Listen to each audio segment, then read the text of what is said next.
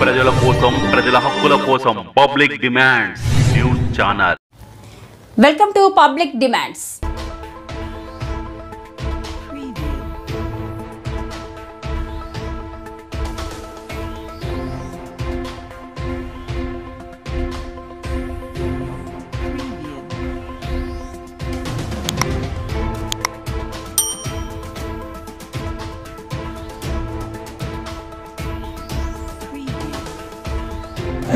సంతోషం.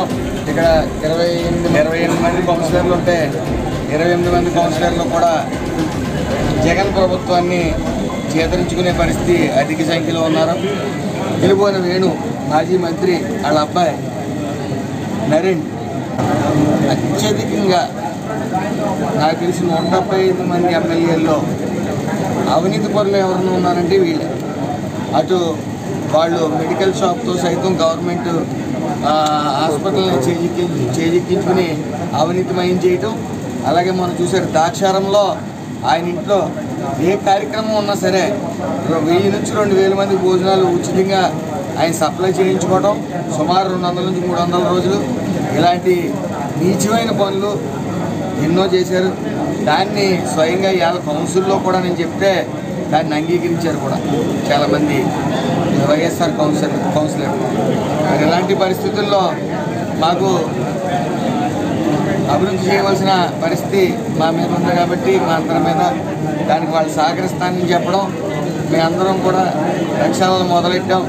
ఎట్టి పరిస్థితుల్లో రామచంద్రపురం నియోజకవర్గం అభివృద్ధి చంద్రన్న పాలన, అలాగే పవన్ కళ్యాణ్ గారు, లోకేష్ గారు ఆధ్వర్యంలో మొత్తం రాష్ట్రం స్వర్ణాంధ్రప్రదేశ్గా తీర్చిదిద్దుతారనే నమ్మకం ప్రతి ఒక్కళ్ళలోనంటే ముఖ్యంగా సుమారు 40 సంవత్సరాల నుంచి ఈ కబేళ అనేది ఈ రామచంద్రపురం నియోజకవర్గంలో టౌన్లో ఈశాన్యం వలన పెట్టడం, అందులో గోవధ అనేది జరగటం, ఏదన్నా ఉంటే ఈ యొక్క వేణు లాంటి నాయకులు, ప్రజానాయకులు వాళ్ళ దగ్గర సొమ్ములు తీసుకుని మరి అవి నడిపించడం జరిగింది. దాని మీద ఉక్కుపాదం మోపడం జరుగుతుంది.